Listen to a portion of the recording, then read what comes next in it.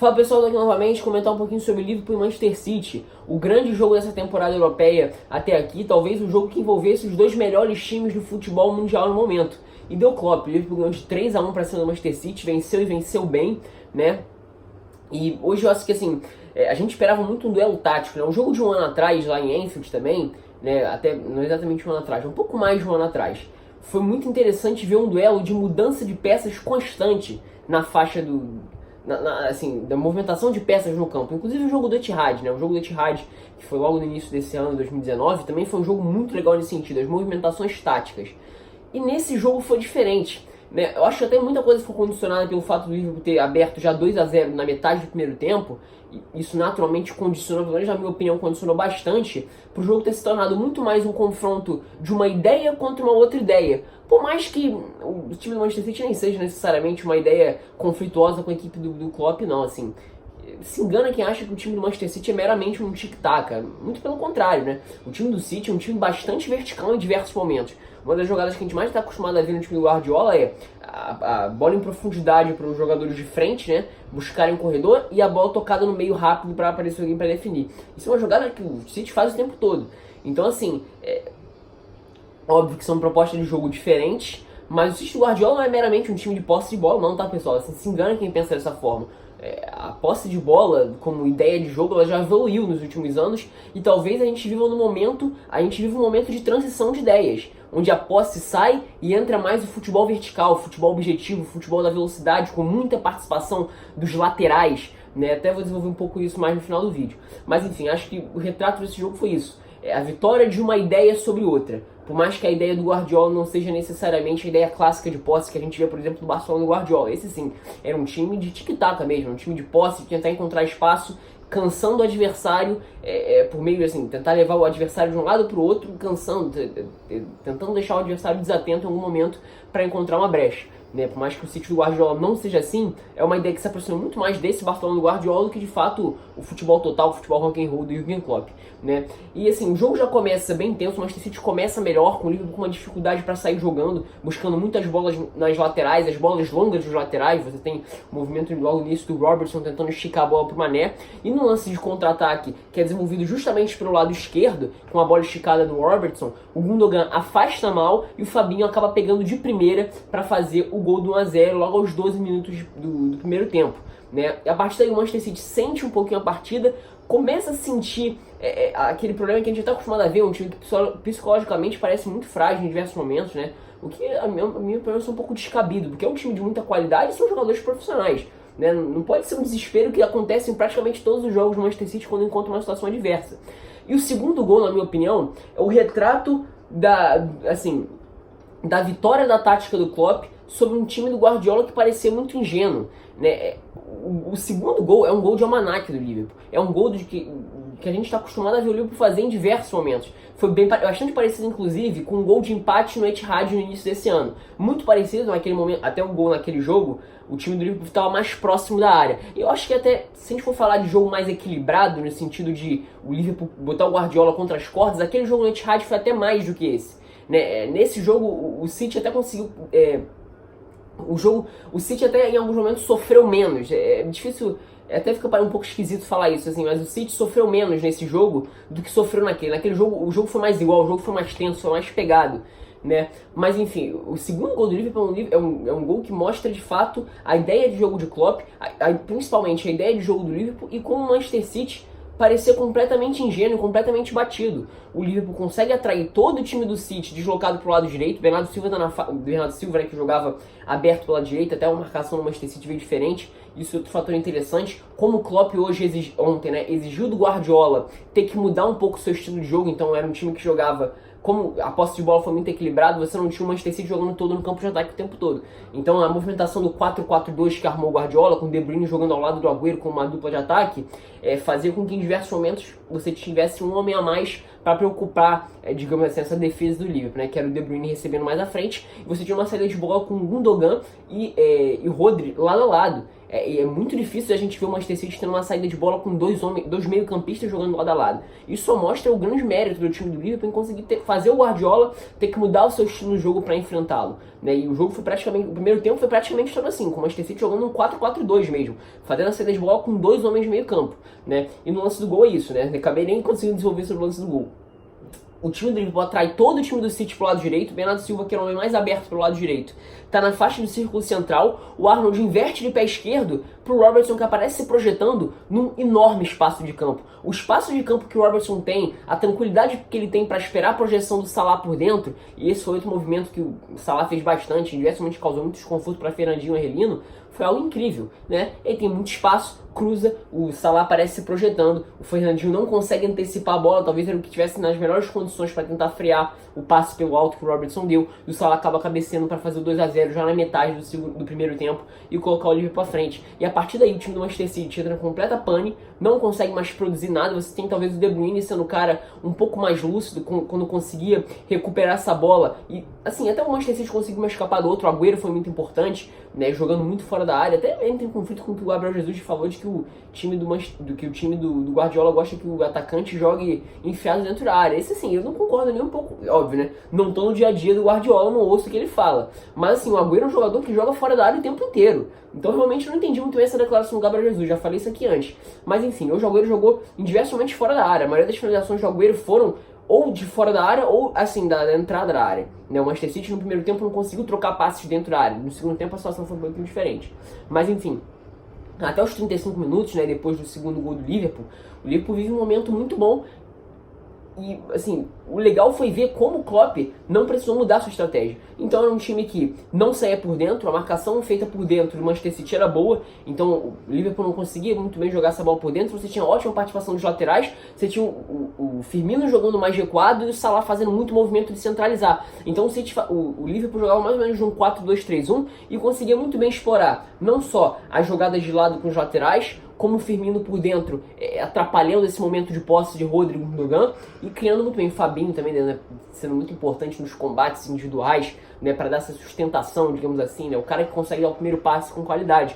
E ele até os 35 minutos, por mais que não conseguisse pisar na área do City e nem ter grandes chances, teve boas finalizações de fora da área, se encontrava em diversos momentos em condições de finalizar de fora da área, e talvez não fosse as intervenções do Cláudio Bravo, o jogo poderia ter sido 3-4-0 nos primeiros 35 minutos, porque o Liverpool teve oportunidade.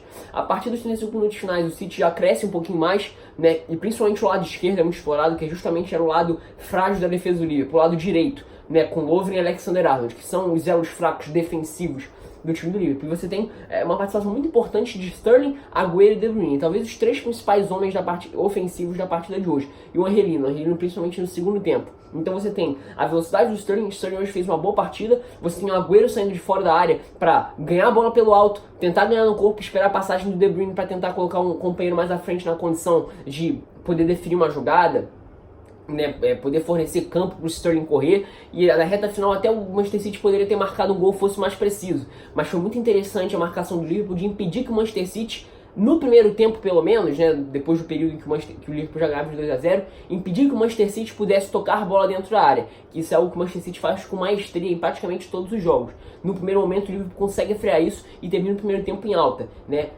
tendo a estratégia do Klopp se sobressaída no Guardiola. No segundo tempo, o jogo vira um atuado assim, bem parecido ao que a gente tinha visto no período do miolo do primeiro tempo, com o Liverpool melhor, e aí você já tem o Liverpool no posicionamento de um 4-2-3-1, com o Fabinho e o Ronaldo mais próximos, o Salah mais posicionado como atacante mesmo, e o Henderson jogando aberto, bem aberto, praticamente como um ponta pela direita. E é justamente nesse sentido que sai o terceiro gol do Liverpool. Uma jogada de lateral, o Henderson se projeta para o lado direito no corredor como um ponta, cruza a bola ao lado, e novamente essa inversão de lado que é muito, muito forçada no jogo do Liverpool, que é a cara do jogo do Liverpool, consegue enganar o time do Guardiola. E o Mané sobe nas costas do Walker, não literalmente nas costas do Walker, né? Consegue pegar o Walker de costas, né, enganar, o Walker tá completamente no movimento errado, o Mané só cabeceia para fazer o 3-0 e botar o Liverpool na frente. Depois disso, o Liverpool bota o pé no freio, praticamente, digamos assim, abdica do jogo, e até o final você tem o Manchester City que cresce bastante.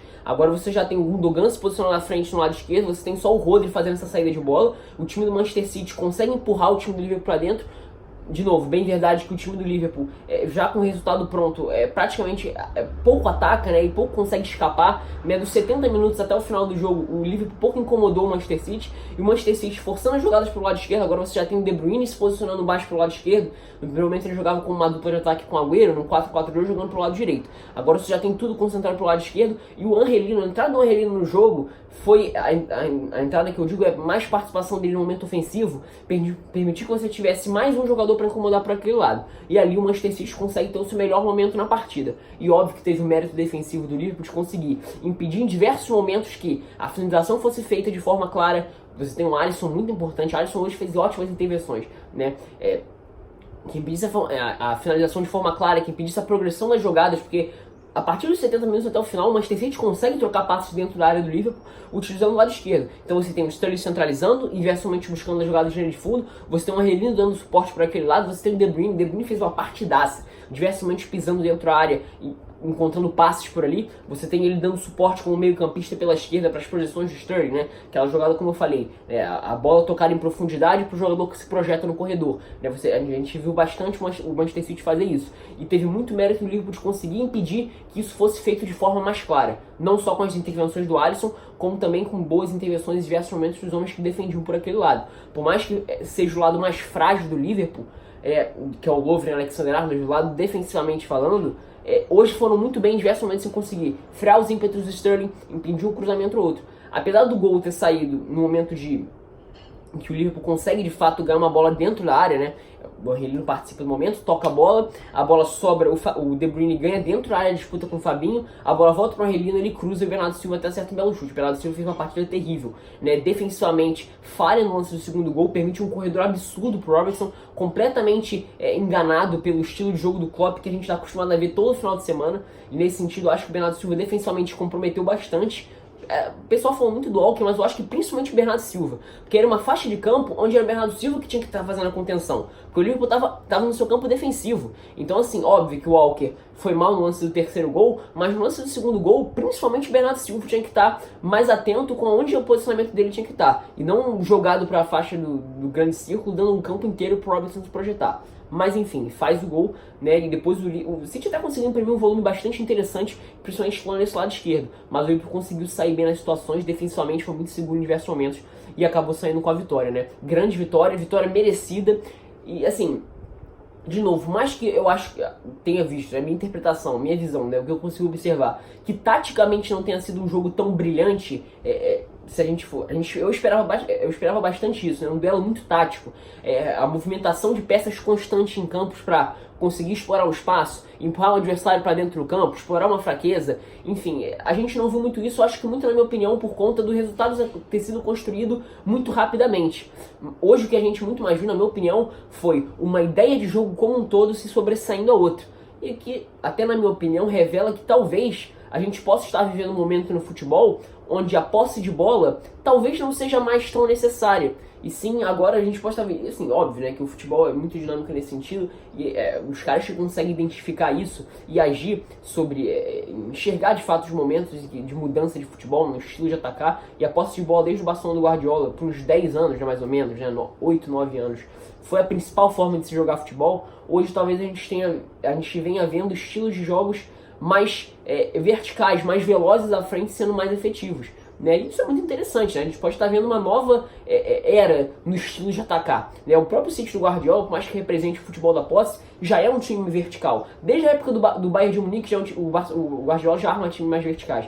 Mas o próprio City do Guardiola já é um time mais vertical. Não é um time propriamente da posse de bola pela posse e tentar gastar o adversário trocando passes de um lado para o outro. Não é bem assim. Tá? Não pense que é só isso, porque não é, né? Mas talvez o Liverpool do Klopp que bateu bem o Guardiola ontem, seja o retrato de uma nova era no futebol, né? E aí isso aí eu tô jogando no ar, né? Não necessariamente é verdade, é um olhar que eu tô tendo, né? Talvez a gente viva num momento no futebol vertical, no futebol da velocidade, no futebol onde a participação dos laterais invertendo as jogadas em velocidade seja muito importante, onde seja muito importante você ter pontas que centralizem trabalhando como atacantes. Enfim, a gente pode estar vivendo um novo momento no futebol. E talvez o marco dessa nova era que a gente pode ver daqui a 6, 7 anos, né? Porque o futebol, como eu falei, como esporte, o esporte é muito dinâmico, né? O esporte muda o tempo todo. No futebol, as mudanças de situação são um pouco mais lentas, comparado a esportes como a NFL, por exemplo. né? Mas talvez o jogo de ontem tenha sido o marco dessa mudança, né? Enfim, deixa aí sua opinião. Foi uma partidaça, né? De fato, o Klopp, a estratégia do Klopp se mostrou mais efetiva que a do Guardiola, mas a gente não deixou não de ver um grande jogo de futebol ontem, tá? Então é isso, pessoal. Espero que tenham gostado.